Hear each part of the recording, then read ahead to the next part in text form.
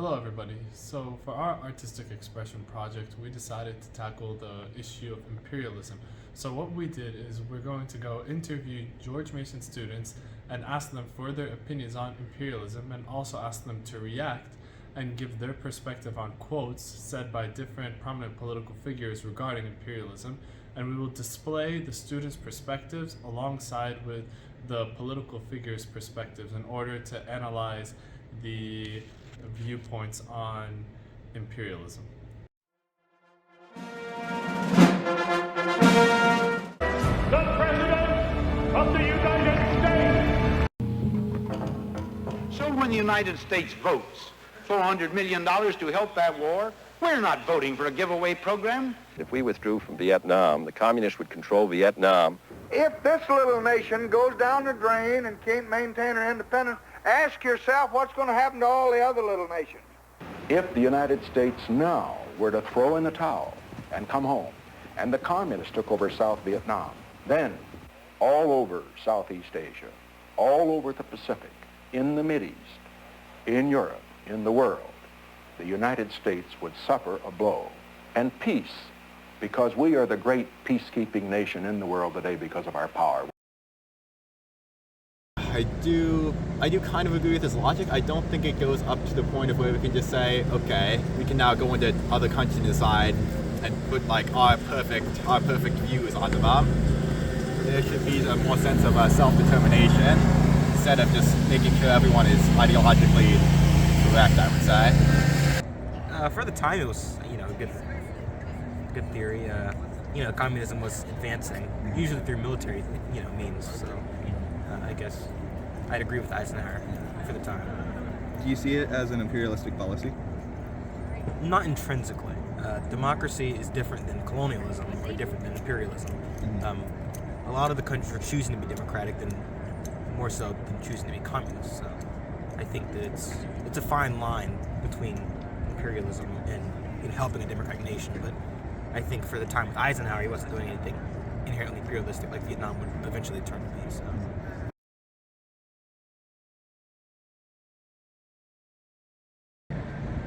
I would agree with him mostly. I don't feel like we can also have objectives worldwide. It's not necessarily bad, but our main focus should be on ourselves, first of all. Yeah, I think that the idea that we can have all countries together, it takes everyone to do it together. So if America is working with the interests of all countries and the other countries are working with the interests of their countries, it doesn't work. So we're just giving and they're not giving. So it makes sense for everyone to either work for their country or work for all countries. So I think that America should be working for America, China works for China, Russia for Russia, and you can agree and make different deals, but at the end of the day, you have to work for your country first, and then for world peace, or then for climate, or then for economic gain of the world. Big fan of Daniel Webster. I remember learning about him in APUS a little bit. However, I would not agree with this quote. I would say that at his lifetime, our country was in a very different spot than it is now. So as of then, I completely agree. Just, let's just worry about our own stuff, and I completely agree. But I'd say as we've changed, especially after World War II, when, Britain took such a beating that we kind of became the world's, a superpower and police in some ways, I wouldn't agree with that now. I would think we do have to worry about our allies overseas, definitely, I would say. Do you think all of that should be done out of trying to improve the status of America, the lives of Americans, focusing still on improving the United States rather than the world? That's a good point. I'd say we don't have to choose between both. I think we could still improve the lives of Americans while also improving the lives of the world in general, I'd say. What is it revolting against? The power structure. The American power structure? No. The French power structure? No. The English power structure? No. Then what power structure? An international Western power structure. Yeah, for sure. I definitely agree with that. I think the Western powers have had a lot of influence all over the world. I mean, you get like Western hegemony. You can go into like the Middle East, South America, like Asia, Southeast Asia. A lot of these countries, you know, they're independent. But then what happens? The Western countries, you know, they like to go in and intervene, and they put in their own powers and their own power structures. And a lot of these countries, you know, they answer to the big Western powers that are up there. And I think that when it comes to what Malcolm X has said, it makes a lot of sense, because the power structures that are in place in a lot of these countries that, you know, could be allies with the U.S., a lot of times are just puppets. You know, they bow down to the United States or all these Western powers to, you know, get some sort of benefit, because, you know, the Western powers are a lot more rich and powerful, so they have the resources to, you know, take advantage of these countries and by any means they can. So yeah, I do definitely agree with that. The history of Malcolm X is controversial. I feel how we were taught about it in the school and in the media is kind of not representative of what Malcolm X actually thought. That quote, he doesn't say that he's revolting against, I would interpret it as not revolting against like the current, well, I guess he kind of was, but not revolting against the current government to be an anarchist, but because he thought there were just power imbalances that were not okay. Alright, I thought that was interesting. Once again, never heard that, but I guess I see what he's saying, kind of like the Western power structure. I guess at least I interpret that as like the Western way of thinking. You know, like people say like the West, you know, like that, not just the United States, but all of it. And personally, I'd rather have the Western way of life and power structure than maybe other, you know, like Soviets, communists, other things like that. So, you know, it's not as big of a clip, you know, there's not as much into it, but, you know, personally, I'd rather have that Western power structure than revolt against it. That's, just, of course, just me. At the microphone over there, Mr. Welcome to America, Mr. Mandela. I'm Ken Edelman. Those of us who share your struggle for human rights and against apartheid have been somewhat disappointed by the models of human rights that you have held up since being released in jail. You've met over the last 6 months 3 times with Yasser Arafat, who you have praised. You have told Gaddafi that you share the view on, and applaud him on his record of human rights and his drive for freedom and peace around the world. And you have praised Fidel Castro as a leader of human rights and said that Cuba was one of the countries that's head and shoulders above all other countries in human rights, despite the fact that documents at the United Nations and elsewhere show that Cuba is one of the worst. I was just wondering, are these your models of leaders of human rights? And if so, would you want a Gaddafi or an Arafat or a Castro to be a future president of South Africa? One of the mistakes which some political analysts make is to think that their enemies should be our enemies. No, you should have enemies as a country. If you have a nation diametrically opposed to the things you're fighting for, I think that it's natural to have enemies. I mean, the apartheid government, for example, was his enemy. I mean, he made it a big thing to get rid of it. Not saying it was a good thing, but saying that it was an enemy of his, an enemy of the African people.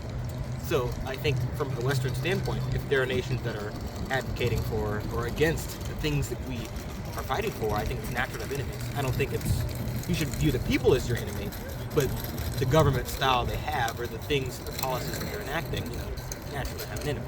So I don't necessarily agree with it, but I can see what he's kind of trying to get at with world peace. If you don't act like my friend, or you are not with me, you are enemy. This is, in my opinion, this is very, very old way of definition or describe the others. That's it. If the nation's an enemy, it's an enemy for a reason. If that enemy, if the reason for it being an enemy is valid, I think that you shouldn't be working. You know, I have to ask, what is it that I can say today that has not been said before? How many Palestinians have stood on this platform for decades and decried the same broken promises and unfulfilled UN resolutions? How many of us have tried to articulate the atrocities that everyone in this body knows very well and still ignores? At a certain point in every Palestinian's life, we realize that the Nakba is far from over. It continues every time the Israeli occupation revokes Jerusalem residencies. It blares in street signs stripped of Arabic. It punctures us in constant campaigns of dehumanization. If you're not thrown out of your home, it's demolished. If you're not imprisoned, you're shot in the street. If you're not shot in the street, there's a drone in your sky in the Gaza Strip. If it's not a bomb, it's exile. I am tired of reporting on the same brutality every day, of thinking of new ways to describe the obvious. The situation in my neighborhood, Sheikh Jarrah, is not hard to understand. If the Palestinians demand a 10 and the Israelis demand a 10, the UN has to give a 5 because that's a compromise. But neither side views it that way. So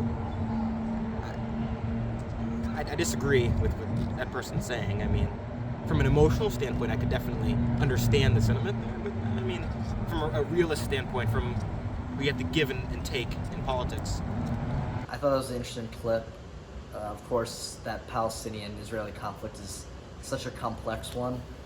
I, of course, sympathize because those atrocities, it doesn't matter if it's an ally or not, that shouldn't be taking place, the things that are being done. Of course, I would have to say that's just one side of the story.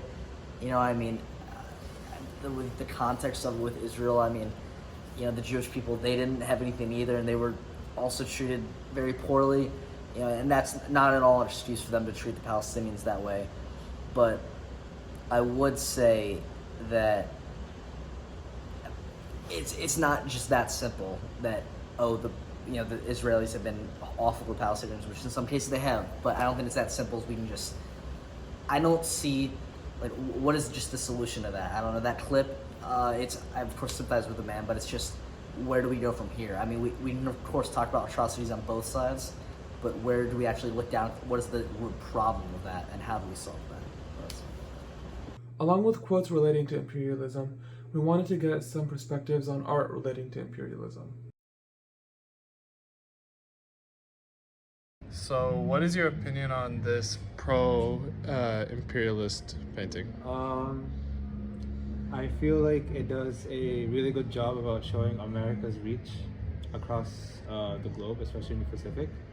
And you can tell that it's very American due to the other nation. I'm assuming that's Russia or something, looking a lot more fierce and kind of making it look more animalistic as opposed to human. Mm-hmm. So it's kind of degrading the enemy as opposed to showing their strength. Mm-hmm. And next picture, what do you think about this pro-imperialist picture?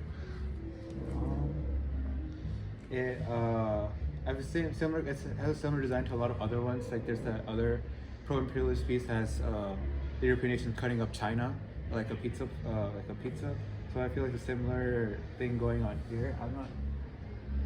Yeah. So like I guess it's cutting up North and South America, or but yeah, it's definitely showing that the imperialists are much higher class than everyone else. Mm-hmm. And next, what do you think about this anti-imperialist painting? It's a lot more simplistic than the other ones. Like the other ones that looked much more colorful and I guess posh. But the simplicity of this one kind of reminds me of stuff you'll find in Marxist movements that are also anti-imperialist. And especially since anti-US imperialism in Latin America, that would also make sense for that. And the last one is another anti-imperialist painting. So what do you think about this one? This one definitely looks very Marxist, especially with how the people are looking up to the side. It looks like a lot of Chinese, North Korean, and Soviet propaganda. So even I guess the showing of also multiple races as opposed to just showing only white people, kind of also a popular trend in Marxist anti-imperialist propaganda, which were always usually attack the lack of civil rights in the United States. So I find this very interesting. Our last question asked these students what their own definition of imperialism was. Imperialism? Imperialism isn't that... I guess I can't really ask. It's my own definition. Isn't it putting your own goals in front of... I don't really have a definition for it, I guess. My definition of imperialism is of people who are taken advantage of and ultimately are left to suffer the consequences of the actions of those big powers. Imperialism.